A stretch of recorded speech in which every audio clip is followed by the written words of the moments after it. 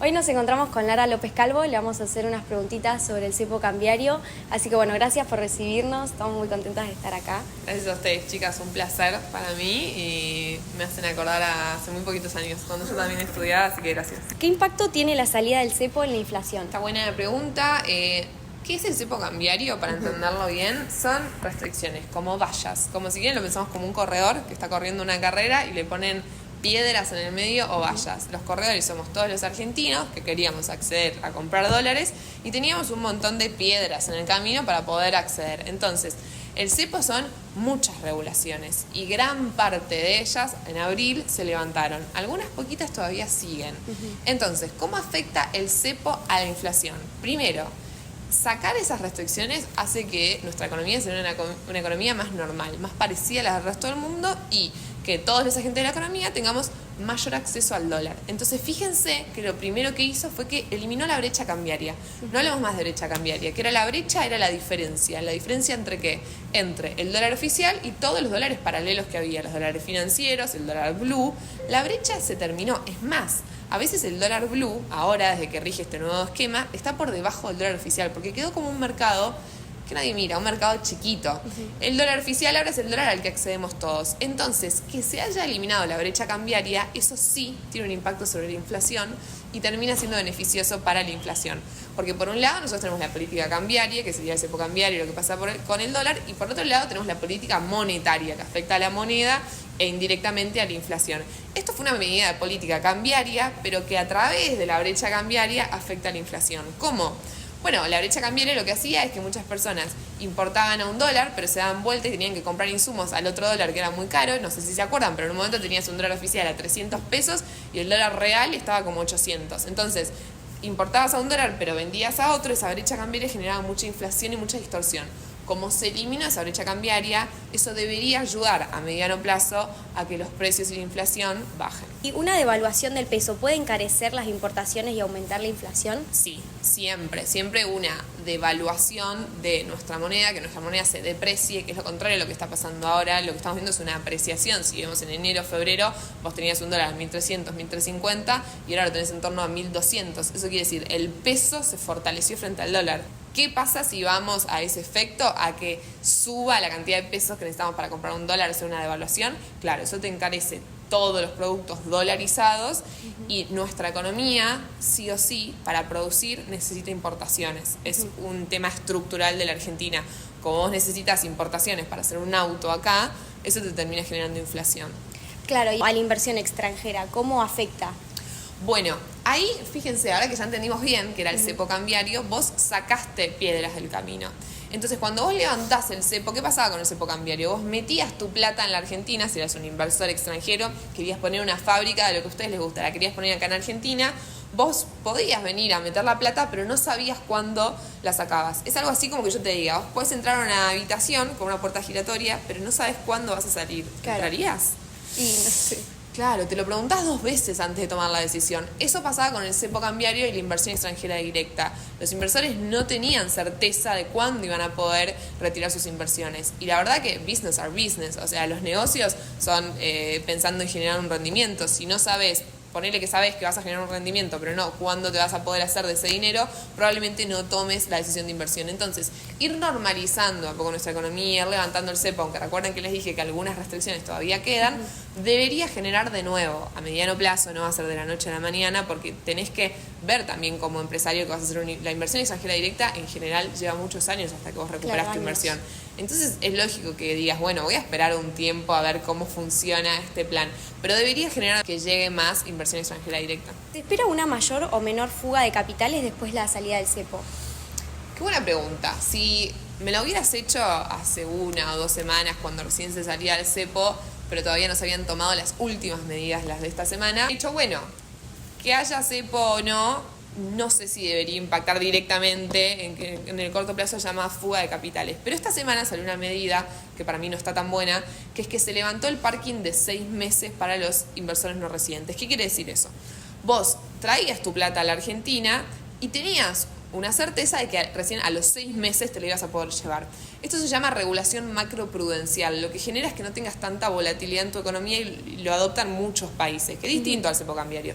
Esta semana se decidió levantar ese parking de 6 meses para los inversores no residentes y eso genera que los inversores puedan venir, por ejemplo, invertir en el mercado de capitales, en bonos, en acciones, y un día para el otro se pueden llevar ese dinero. Como vienen, invierten y traen dólares, también se los pueden llevar esos dólares. Entonces, esta regulación, y lo marcaron muchísimos economistas que son,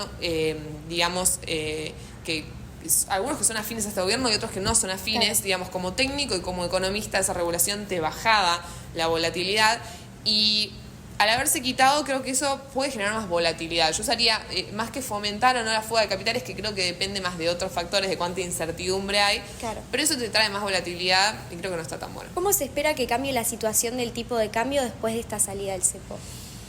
La situación del tipo de cambio ahora depende de oferta y demanda. No estábamos tan acostumbrados a eso. Estábamos acostumbrados a que estaba más anestesiado el dólar, que alguien lo controlaba, que había cepo. Ahora no. Ahora depende de oferta y demanda. Entonces, por un lado, tenemos que acostumbrarnos a ver un dólar más volátil.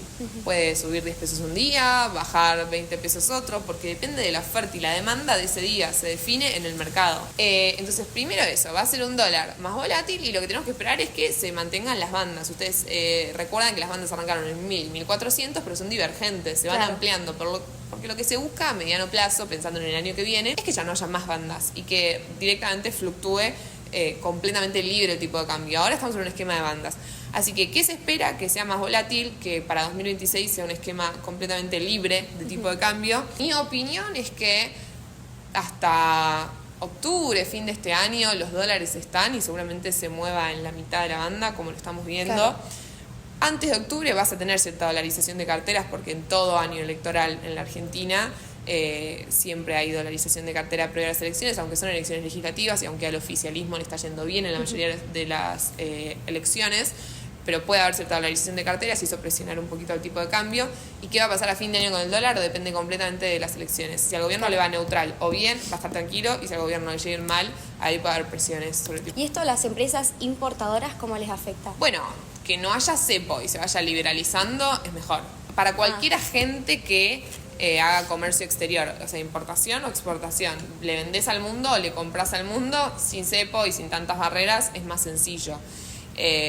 Después que haya más volatilidad, quizás me podés decir esto cómo te afecta. Que haya más volatilidad a veces hace que proyectar sea más difícil, pero si vemos también desde que entró este régimen en funcionamiento, la verdad que está muy estable el tipo de cambio, entonces pareciera que es más conveniente para los importadores. ¿Y la salida del cepo le da una mayor estabilidad a la macroeconomía? Por un lado, te acercás a una economía como funciona en la mayoría del mundo. Creo que 3 economías en el mundo tenían un cepo del estilo del que tenía la Argentina, tan profundo que no podíamos comprar más de $200 por mes.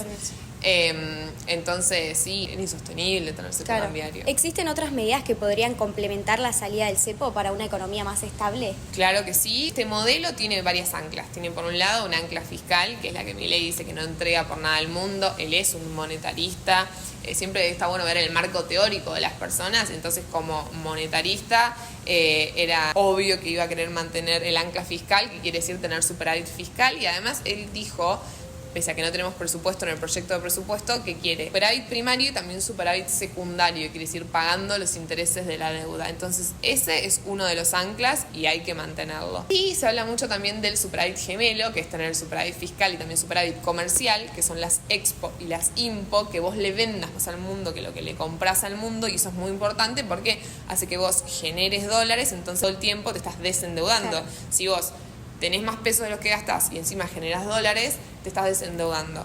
Eso para mí es muy importante y puede ponerse en riesgo acá a fin de año. Ahí les tiraría como un punto que a mí me preocupa y creo que es importante mantenerlo, el superávit comercial. ¿Por qué puede ponerse en riesgo? Porque si vemos el tipo de cambio real de la Argentina, en este momento está muy por debajo del promedio histórico, quiere decir que la Argentina está cara en dólares y eso desincentiva las exportaciones, lo que nosotros le vendemos al mundo porque somos caros, e incentiva las importaciones. Vieron que todo el mundo se fue a Brasil de vacaciones en el verano, eso es una importación de servicio, incentiva las importaciones porque nos es barato consumir en el exterior. Eso a la larga puede agotar el superávit comercial. Y yo sí diría que es un punto para estar alerta y seguirlo de cerca. ¿Está pasando hoy? No. Tenemos superávit comercial. Y eso es bueno, porque te entran más dólares de los que gastás. ¿Puede revertirse esto en el corto plazo? Sí, y eso sería un problema. Claro. Y ahora en este último tiempo se estuvo hablando mucho del FMI. Los préstamos del FMI, ¿para qué sirven? El FMI es un prestamista de última instancia. Te presta cuando nadie más te presta.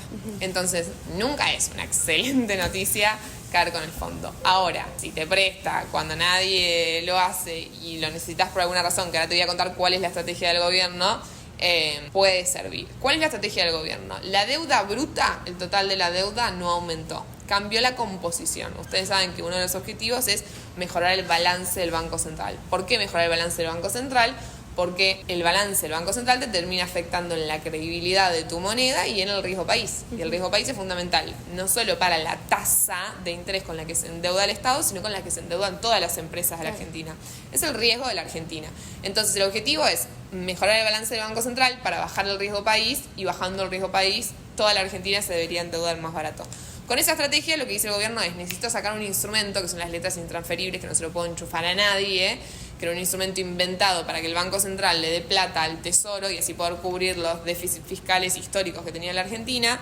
Entonces, para solucionar ese problema, lo que voy a hacer es cambiar la composición de la deuda. No aumentó el total de la deuda argentina, cambié la composición. Sacaste las letras intransferibles y ahora estás más endeudado con el FMI.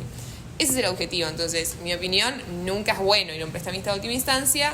Mejorar el balance del Banco Central sí es bueno. ¿La dependencia de los préstamos del FMI puede limitar la autonomía de las políticas económicas del gobierno argentino? El FMI siempre te pone metas que tenés que cumplir. Estamos viendo un FMI creo que distinto en estos últimos años con todos, desde el último acuerdo que habían hecho con Sergio Massa, si vemos el caso de la Argentina, y este acuerdo que hicieron con este gobierno. Massa incumplía todas las metas. Incumplía la meta de inflación, incumplía la meta de acumulación de reservas y incumplía la meta de déficit fiscal. No cumplía ninguna. Este gobierno cumple la mayoría, excepto la de acumulación de reservas. Teníamos una revisión ahora en junio, no cumplió la meta de acumulación de reservas, dice que para julio la va a cumplir. Entonces, metas tenés. Ahora, el FMI ¿se está metiendo en tu política o te pone metas y vos llegas como querés esas metas? Vos llegas como querés esas metas. Y la verdad que si vemos las metas, que acumules reservas o que no tengas déficit, son metas que le hacen bien al país, que es por el camino en el que estamos yendo independientemente de estar con el fondo. Entonces ahí yo diría que no es una preocupación que tenga, que se meten. Es más, se cumplió la meta de reservas y van a venir en julio a hacer la revisión en vez de en junio. Estamos ante un Fondo Monetario en 2025 más laxo y que creo que le está dando más independencia a los gobiernos, que confía, si el equipo económico votado es y conocen bien a la Argentina y tienen un plan, dejamos que lleven a cabo ese plan. Por lo menos es lo que se ve.